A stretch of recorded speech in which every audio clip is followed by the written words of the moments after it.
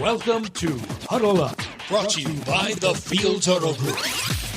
Jaguars senior writer John Oehser, NFL Network Analyst and former Jaguar Bucky Brooks, and senior reporter J.P. Shadrick bring you the latest on your Jacksonville Jaguars. Huddle Up starts right now. It is Wednesday, week 10. It is Huddle Up with Bucky Brooks, and a busy show ahead as the Jaguars continue this road trend this week in Houston. We'll have a final look at Jaguars over the Raiders in overtime, 30-29 the final. Our first look at the Jags-Texans matchup this week. The Jags trying to sweep the Texans for the first time since 2017. The Jaguars, of course, made a trade for Jacobi Meyers right before the deadline. Should have just flown back from Vegas with the team. But a couple days later, he's here, and we heard from him in the locker room today. You'll hear all that coming up on Jaguars.com. J.P. Shadrick with John Oehser from the Hyundai Studios. Bucky Brooks in Los Angeles. And good afternoon, Bucky. Here we are. And after the trade deadline, a lot going on around here for a team that's in the hunt, 5-3. They'd be 7th in the playoffs right now in the seeding. How about that? I mean, I think John always talks about being on the graphic, so we're on the graphic, which is great. Trade for Jacobi Meyers certainly brings some interest and some intrigue as to why you bring him on board, what role he feels. How does that role expand or shrink when Travis Hunter comes back? All those things, but I will say this. Things are good. Got a big win on the road. Got an opportunity to have a division win coming up. Things are on the horizon. Things are on the up. Yeah, I keep getting questions about how good this team is. I don't know. I don't really care. They're 5-3. They are what they are. And when I say I don't care, I care about how good they're going to be. Like right now, you've been 5-3, so that's fine. I think they're a beat-up team. I think they're a team that's going to have to patch their way through the next couple of weeks and figure out a way to beat another beat-up team this week. And I think it's going to be a team that plays a lot of games like it did the other day, meaning somebody asked about the Colts, JP, the Colts who lead the division. Mm-hmm. And everybody right now is playing this game of like looking at the schedule and saying, okay, they're supposed to win this, they're supposed to win this. I guess what? I think the Jaguars are going to probably win one of those that you think they're going to lose. They'll probably lose a couple you think they're going to win because they're that sort of team right now. But I think they're going to be swinging at the end because they've been swinging so far for 8 games. And, they've been the last man standing 5 times, and I think they can get to 9 or 10. So that's, imagine. I don't think they're great yet, but I think they're a team that can fight their way into this thing. Yeah, the magic number is 10. And so can you get to 10? Because 10 typically guarantees you a place within the tournament. And if the Jaguars are able to get that done, and you think about just looking ahead, the schedule, you got a couple of division games, like you play 2 against the Colts, 2 against the Titans, where if you take care of your business within the division, that puts you right on the edge of being able to get in. Then you got to win another one somewhere in this mix to be able to get it done. It can be done, but the only thing you can do is you got to focus on what's ahead of you. And the Houston Texans are ahead. They have a really good defense. They have a really good team, even though they may be without their starting quarterback. To your point, John, and Bucky, about the schedule, looking at the schedules and all that, the Colts have the 5th hardest remaining strength of schedule. The Jaguars have the 4th easiest remaining strength of schedule. If you're into that, you got to go play the games, though. Sure. Clearly. I'm sure they do. And by the way, nothing. It means this is stats. I'm reading stats. Just to clarify what Bucky said, they have announced, D'Amico Ryans did say that Stroud is out. He's out. So Davis Mills.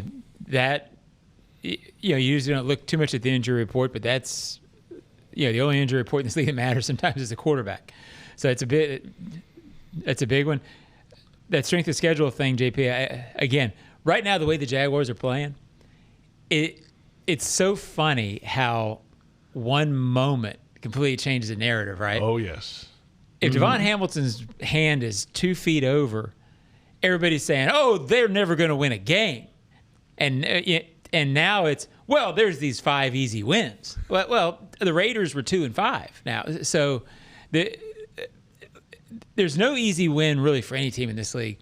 For this team right now, as beat up as it is, there aren't going to be easy games. It's going to be punch, punch, punch. And I keep using the analogy of the end of Rocky II. Somebody stood up and the other guy didn't fall, and it was 1 second, right? That's sort of what this team's going to feel like, I think. I think they're going to play a bunch of games. That's what it was yesterday. On Sunday, they kept punching. Eventually, the Jaguars held onto that top rope for 2 seconds longer than I'm drawing a blank than Carl Weathers did. Apollo Creed, yes. Apollo Creed. Didn't Carl Weathers play for the Raiders? I think he did. I think he did. So there you go. Roundabout. Here we go. Wow. Wrap up the show. We're done. Wow, way to go, John. What a pull. What a pull there. Let's hear from Jaguars head coach Liam Cohen earlier today at his weekly Wednesday press conference. And, yeah, the number one story, the addition of wide receiver Jacobi Meyers from the Raiders. Followed his career pretty closely, being in the Northeast myself, the Patriots, watching those guys over the years, and then obviously moving into a couple different roles, former quarterback, always appreciate that, really in any skilled player, but the ability, tough, strong hands, has been physical as a separator in ISO situations.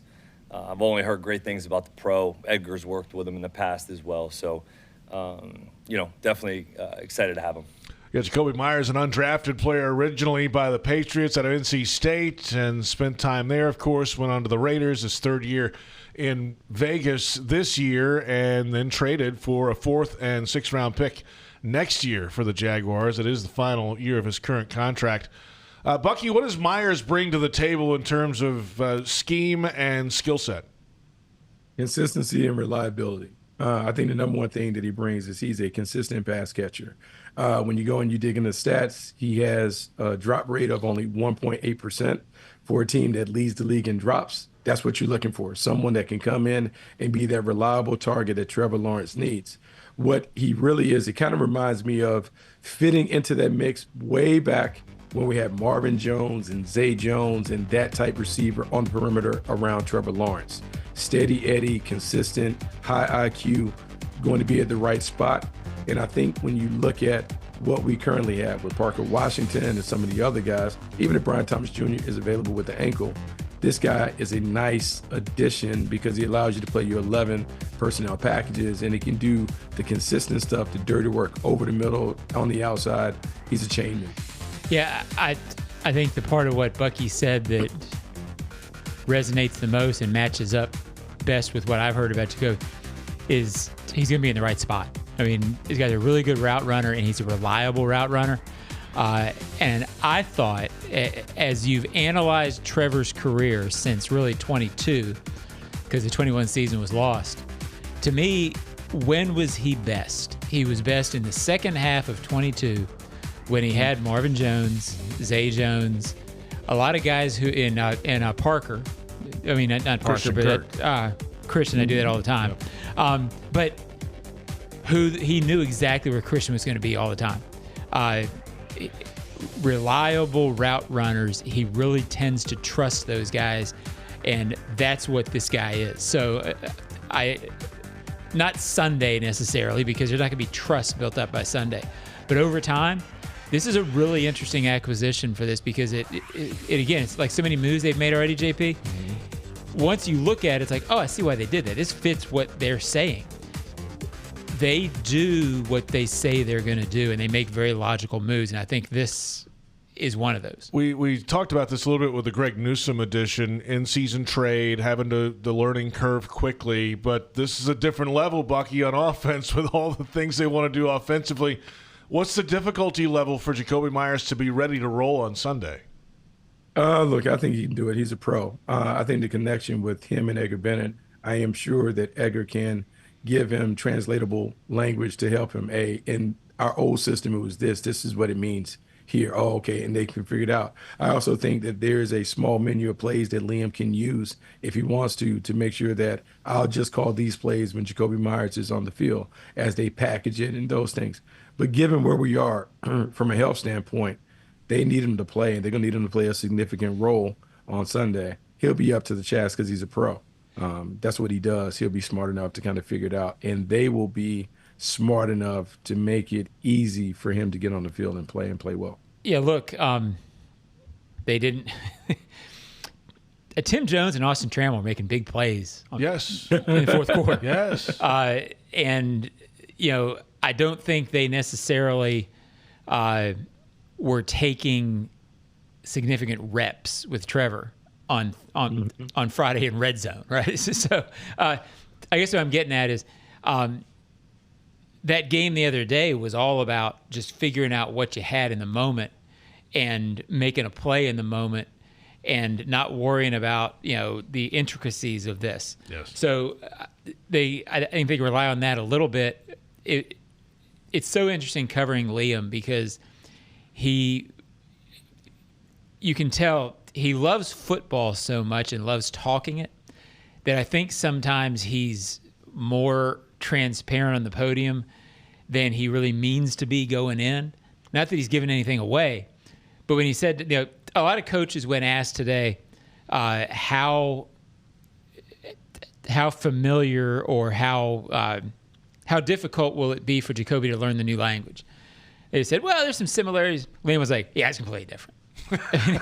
And he basically said, yeah, Chinese compared to English, right? Yeah. But so it is interesting that sometimes things translate. In this league right now, there are specific trees that follow offenses, and there's a lot of offenses that do run what Liam runs. They trust Jacobi Meyers enough that they didn't even care about, hey, do you know the language? No, just come in and we'll get you something you can understand so that you can run it on Sunday. And I'm with you, Bucky. They'll find a package or two to make him matter on Sunday. 100%. I just think Liam is really good at being able to whittle things down to make it where it really comes down to players, not plays. Let me get the right players on the field and let's go to work. And particularly coming off the bye week where I felt like the offense even felt different on Sunday in terms of, man, Travis Etienne got a lot of touches. I didn't realize he had so many touches, and he was that impactful. Oh, the ball went to Parker Washington a lot, regardless of whether it was supposed to go to him or those plays were designed for Travis Hunter. It felt like the ball was going to a particular place all the time when it was critical. When it gets to that point and you're narrowing, it's time to narrow the focus to make sure that your best players touch it. I think he has that in his bag, and I think we're beginning to see that. So Jacobi Meyers will fit right into that strategy. Yeah, I always laugh in this league because we spend so much time in the offseason talking about X and Y and who's going to do this and who's going to do that. Parker Washington's your one right now, Buck. Yeah. I mean, and this is a guy, all offseason, all we talked about was BTJ and Travis Hunter and Jacobi Brown and the speed on the outside and how this was going to be done. And Parker Washington had to earn his way into this. And I know we're a little off track, but it's a remarkable. He's easily the best receiver on this team right now, Bucky. Not only that, I think what I'm learning in this league, like we talk about, we throw the number one receiver thing out there a ton. And there are a bunch of number one receivers. And then there's an elite category of those guys. But there are also a bunch of guys that the system can create and enhance a number one receiver. And the other day on Sunday, when I'm looking at Parker Washington, I'm looking at how the ball is finding him and how he's making plays. It's the first time that I looked at him like, well, maybe he can be a 1A or 1B in a system that doesn't really have a marquee playmaker. And then I'm looking at the way that they were utilizing BTJ, and I know a lot has been made of the drops or whatever, but he's catching verticals and outbreaking routes, and you look up, he has 3 for 55, which is a solid day. Maybe there is a way to, hey, let's make this more systematic and not worry so much about the role designations, but I'll figure out a way to put the guys in the right spot to make sure that they're doing what they're comfortable with to enhance their opportunity of being successful. We can have a great plan, but this week you got to roll it out against the number one defense in the National Football League. The Houston Texans will return and dig into that group. Jags saw them, of course, back in week number 3. And if you want customized Jags furniture for your home, check out zipchair.com and browse all customizable options. Zipchair, furniture for fans. And this is Huddle Up with Bucky Brooks.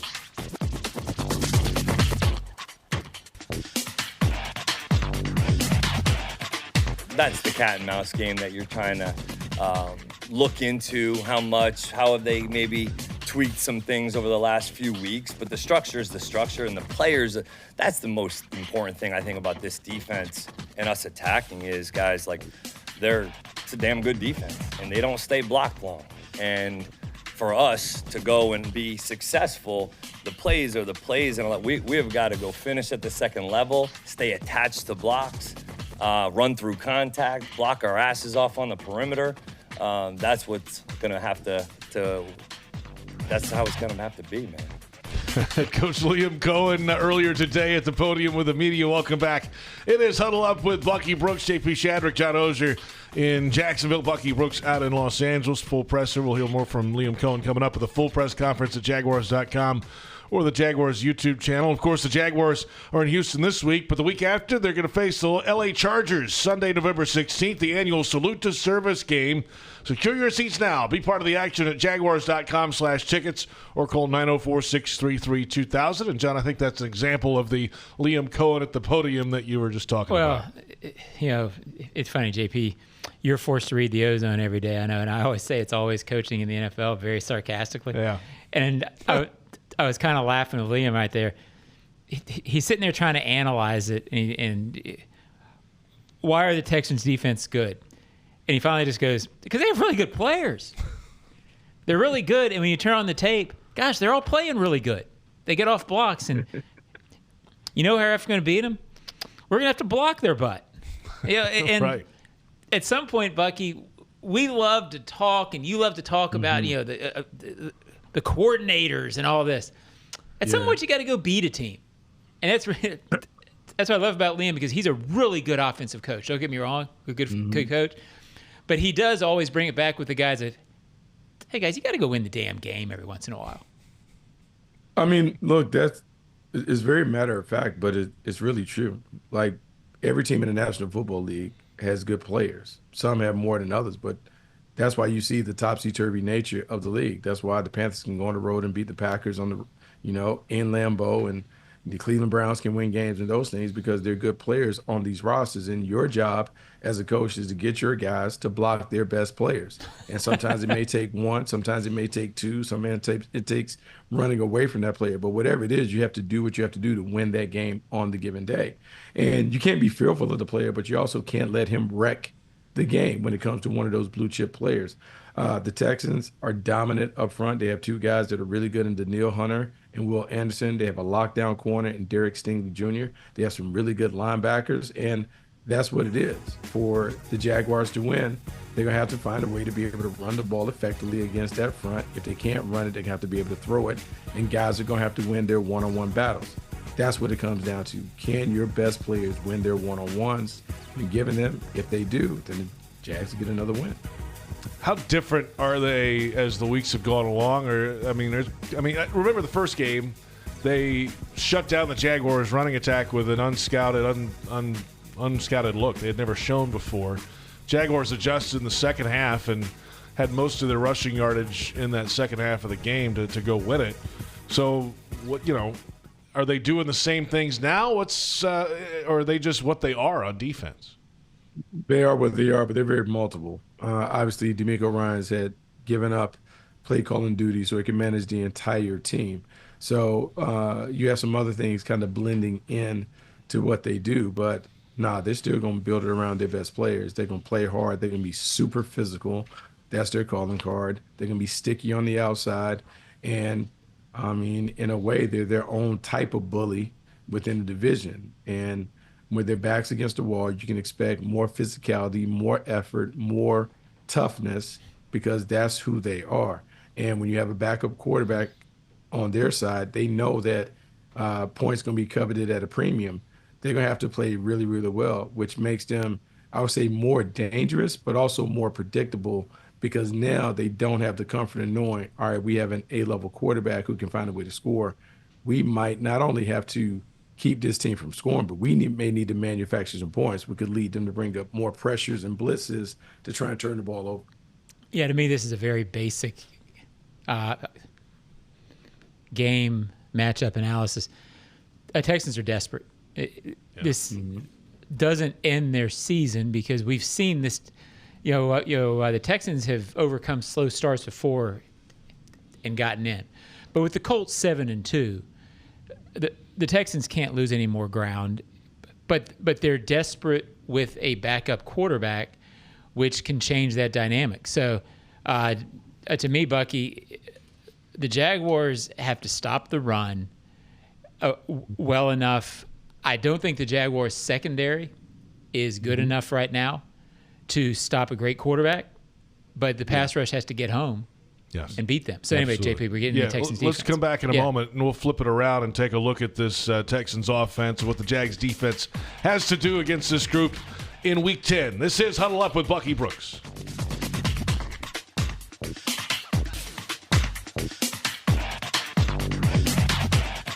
From a game plan, I know, they've done a little bit more jumbo and, being able to run the football with Woody and doing a nice job that way. So expect a similar plan in ways. It's more so maybe the mobility from CJ that he can provide at times, extending plays on the boot game, getting him out on the perimeter, and maybe being able to use his legs as a weapon as well. Head coach Liam Cohen on some adjustments possibly for the Texans offense this week, and welcome back. It is Huddle Up with Bucky Brooks, and you're invited to the official Duval Watch Party presented by UF Health. Duval Watch Party. Be at the bank. The Jaguars will take on the Texans this Sunday. Attendance is free. Tickets are limited. Secure your spot at jaguars.com/watch party. Time now for the defensive coverage of the game presented by GEHA, Government Employees Health Association.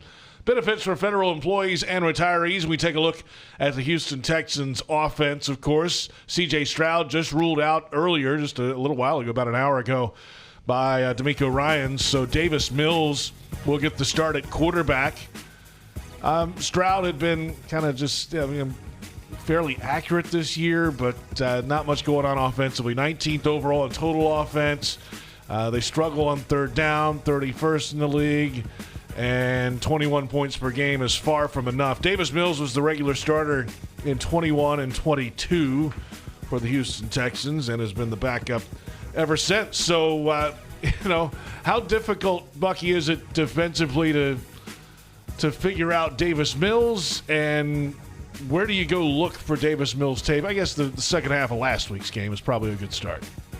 Well, you look at the second half of last week's game, you look at any start that he's participated in since he stepped into his career, just to get an overall feel for the skill set, what he likes, what he doesn't like, how he reacts to pressure and those things. And then you look at the offense and you try and figure out which of the things that they're currently doing would work for Davis Mills. But you can't overthink it, right? You don't want to overthink it. You don't want to play the guessing game and all that. You have to react to it and know that you're going to have to adjust on the fly in the game. He's a backup quarterback. Some would say he's a backup quarterback for a reason. You don't want to give him any life. Anticipate a lot of screens and quicks and swing passes, and all these things are at or near the line of scrimmage to help him get into a rhythm, and then know that they'll take a play or two, but they're going to try and be super conservative as long as they can, because if they feel good enough about him playing all the time, he'll be the starter, and he's not the starter. Yeah. You want to get this team's run stopped. I think offensively for the Jaguars, the difficult part, or the part that it's the unknown, is can the Jaguars get some points early with what's going to be a beat-up offense and get up on the Texans? Mm-hmm. If you get up, I think Davis Mills, we've seen him. He can throw. He can throw on the money, and he can beat what is going to be a Jaguars secondary that's beat up a couple times. I would fully anticipate that. Can the Jaguars get a bit of a lead and pressure him into mistakes, get the turnovers that will give them an edge and get forward? I think the ideal situation for the Jaguars would be to win 27-17-ish, get some turnovers after they're forced to throw with a backup quarterback. Don't let them control the game. Yeah, which is obvious. You never want the other team to control the game. But with this secondary right now, the best chance for us to get some turnovers, for this Jaguars team to get some turnovers, is to be playing with scoreboard pressure and force this backup quarterback to do what he doesn't want to do. Hey, Bucky, is the O-line still as much of an issue in Houston? I mean, look, yeah, it's all – I mean, none of it has been great offensively. Like, they're having a tough time getting things done. They're not running the football effectively. I know they missed Joe Mixon, Nick Chubb is fine, but like the offensive line is really, really in flux. And then in protection, they can't keep a quarterback upright to save their life. Now, hopefully, we're able to feast upon that, disrupt the rhythm of the passing game, and not allow them to get any runs. But you just never know. Division rivalry games are weird. They can play at an A level, a level that we don't expect, and we have to find a way to get it done. At the end of the day, we just want to be the best team in the stadium, and even if our best is just 1 point better, that's good enough. Yeah, I think it's an interesting game for Josh Hines-Allen. He was unbelievably good against Houston here. If you recall, didn't have a sack. Yeah, but the tip ball at the end of the game. Well, it capped off the day for even him. Before that, he had been disruptive. He had a game good enough to have been a 3 or 4 sack game in a different circumstance. Is Trayvon back enough to allow Josh Hines-Allen the freedom to have that kind of a game again? That's really, really big. And I would expect Josh Hines-Allen to have an impact. And again, to me, this game is about when Davis Mills puts the ball up in a situation where you can get it. I laughed last week. You didn't want to have guys walking off the field frustrated they didn't get the pick. It's not as imperative this week, but it's still a thing. You're going to have opportunities against backup quarterback. If you take advantage of them, you can be up enough where the game's not in question. Bucky, how concerned are you with the secondary right now for the Jags? I can answer that. I mean, very. Now, I would say that last week is a tough thing to judge him on because Brock Bowers is a monster, and he plays a position that's really hard to eliminate when you play so much zone coverage.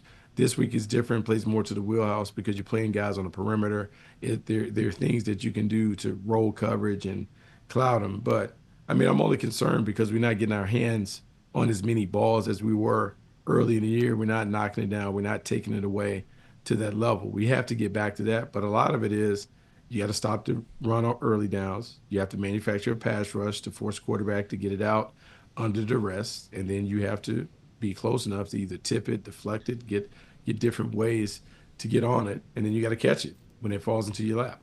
Yeah, I don't know if Jordan Lewis will play this weekend or not. I would lean toward not, simply because when you leave the game on the first series and don't come back, seems serious enough where it'd be hard to play the next week. But so you're down arguably, if you're ranking their best players in the secondary, you're probably ranking Jordan Lewis, Travis Hunter, and Eric Murray in the top 4. Maybe the top 3. With apologies to Newsome, he's in that bunch too. So yeah, it's tough. I agree with Bucky. I think we all sort of knew Brock Bowers was really, really good. Talked to somebody today who said, he may be one of the 7 or 8 best players offensively in the league right now. Which you don't think of just second year. But he's special. I don't want to call him the best tight end in the NFL, but he may if he's not, I don't want to play it. Exactly. so I think sometimes I don't know that the Texans, that many teams. I always like to say sometimes Hall of Famers beat you. Jamar Chase beat you in week 2. Devontae Adams beats you in week 6. Brock Bowers thinks if he's not a Hall of Famer, it's only because he hasn't had time to build the resume yet. I don't know that the Texans have that. I'm not sure the Jaguars have that. I'm not insulting the Texans, but I think in that sense, it's more conceivable for a beat-up secondary to tread water against the Texans than it was against Brock Bowers. Just a thought. My thought. It's Huddle Up. I know it's Bucky's podcast. No. Look, I'm with you here. I think it was a difficult matchup, and I say that because Brock Bowers had a big game, but he really only averaged 10 yards a catch. It's just whenever we needed to stop, and it seemed like we couldn't get a stop. How many touchdowns did he average in the game, Buck? 3? Yeah, one every 4 catches. Right. He was getting busy. He was getting busy. He was running free, but And what about different quarterback? But what you don't want is you don't want Davis Mills to get into a rhythm and find Nico Collins all over the field. And not to belabor the point because it wasn't a fun thing for Jaguars fans to see, but what about the catch on Newsom in the corner? I mean, that's the kind of stuff that, like somebody said, you tip your hat to it and like shake their hand and move on. I mean, that's a handful of guys make that play in the league right now. Right. That's what it is. Yeah. One foot down, one elbow down. Enough with the Brock Bowers podcast. All right, we're enough of that. We're back in a moment, and we will wrap it up and look ahead to Sunday. NRG Stadium in Houston, the Jaguars and the Texans coming up. And this is Huddle Up with Bucky Brooks.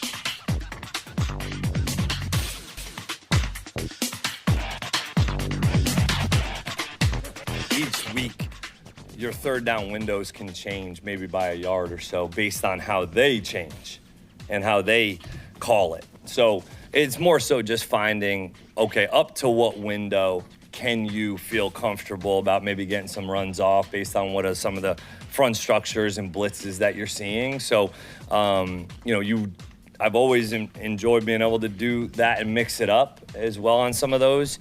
But it's more so based on their windows.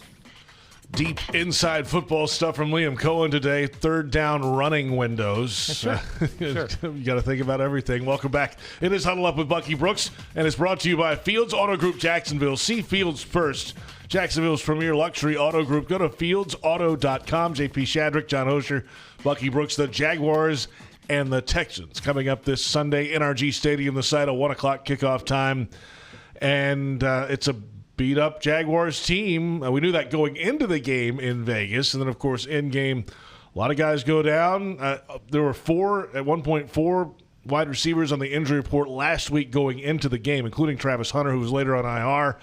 Those other receivers went down in the game. Some came in and out, and they had to fill the spots. They had one tight end in the game. And it's not the first time, John, that Liam's had to deal with this before. No, that part was impressive. And every season you're going to face one or two games sort of like that, where all of a sudden you look up and it's sort of chaotic on the sidelines and you're not sure who's in and who's out.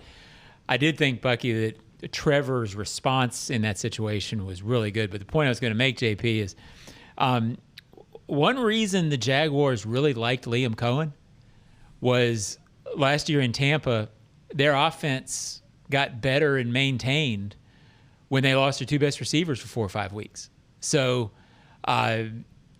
Liam's been through this before. I guess what I was going to ask Bucky is, what is it about him or his offense that allows him to do that? Because I know the Bucs have talented running backs, but I don't know that their personnel was so great running the ball last year where you thought, oh, well, they can make up for the loss of Mike Evans, who's going to the Hall. And, so how is he able to do that? Does it translate at all? It's your podcast, Bucky. Talk about it. No, I'll say the first thing that gives Liam a chance to overcome some of these situations is his belief in himself and his players. At no time can I tell you that he blinked when he had to look out there and see Tim Jones and Austin Trammell and Parker Washington and just know that these are the guys. There's so many coaches that would bitch and moan and cry about their situation where he just takes, hey, whoever we have, we got to figure it out. Cole Van Landen had to get talked to about playing tight end. And at one point I was like, man, Cole Van Landen is going to really be the tight end. Like, this is going to be crazy to look at. But that's what they had to do, and they figure it out. And you have to have enough adaptability in your system to be able to take what you have and find a way to make it work. And he does that. And what he did last year in Tampa is right around the middle of the season, he thought they were going to have to play one way, maybe a zone scheme, but he figured out, like, we're not really good running zone, so we've got to be a gap scheme team. And that's what great coaches do. You're not necessarily married to a system, but you have different things within that system to allow you to shift and change your identity as it best fits the personnel. That's what he'll do. I have a lot of confidence in him. I have a lot of confidence in Trevor in terms of Trevor also doesn't make excuses for who he is tasked with playing. He just tries to figure it out and make it work. And sometimes it's ugly. It's not always pretty, but their confidence and belief, really, that's where it starts in terms of being able to get it done with whoever's on the field. All right, the Jaguars looking for their first season sweep of the Texans since 2017. Since then, Texans 12-3 against the Jags. That's in the rear view, though. This the next game is, as Tony Baselli likes to say, the most important game in franchise history. That's the way this group looks at it. Hey, it's the next game. That's why, Bucky. The past doesn't matter. Most important game in franchise history, even when we're doing the process over outcomes. I mean, that still seems like a little lot. That's a lot. Adding the most important game. In Have you met franchise. Tony? He's a lot. Tony is a lot. So, yeah, that's right. That's what it is. No, I think it's a maybe I say this every week, but I think it's a fascinating matchup in that sense. It's not a marquee matchup around the league. Mm-hmm. It's so beat up and backup quarterback, whatever. But for two teams, for the Jaguars to be going in as beat up as they're going to be and adapting like they're going to be with the receiving core and the defensive backfield, really different than what they started out. It's an interesting game because I think they're going to play well. I think they're going to win. I think they're going to play well offensively. And I kind of think that Trevor is starting to step a little bit. I think that was a big game for him last week, and by step I mean step forward. So I'm curious to see what he does with this receiving core. I think it's going to be better than people think. So that's my thought. I'm not locking it, Bucky. I'm not, that's not what you heard there. But I mean, come on, man. Lead pipe lock this thing. This is a big win. It's the most important game in franchise history. I just learned that 3 minutes ago. And so if it's the most important game in franchise history, we got to say that it's going to be the biggest win in franchise history, given that it's the only game that we have of the week. Did you say on week to week? Did you say lead pipe lock? Is that your lock? Oh, for sure. Like let's lock this up. Like, he's locked it. There it is. Bucky is locked. Oh, we got a graphic. Yes, I like we do. it. I'm not locking it, but 6-3, fellas. You get this one, which you think you got a chance to. 6-3 with 8 games to go gives you a decent chance to start piecing together things you want to do, like win the division. I mean, so it's all out there. Yeah, good teams go win this one. Oh, I thought, John, when you were saying things that you want to do, I thought you were talking about the things that you want to do with your playoff bonus, like things that you want to do around the house. I don't get a playoff bonus. Any of those things. I thought that's what you were talking about when you're talking. I thought you were already. I was like, man, you're spending the money before it's already cashed in. I'll spread the strawberry jam I get in January on a piece of toast with my playoff bonus. Jam of the month. Bucky, great stuff as always. We'll talk to you over the weekend here. Appreciate it. See you, Buck. Bucky Brooks out of here. John Oehser out of here. I'm JP Shadrick. Our thanks to Joe Fortunato, Brent Reber, our entire crew. And thanks to you for watching and listening. It's Huddle Up with Bucky Brooks.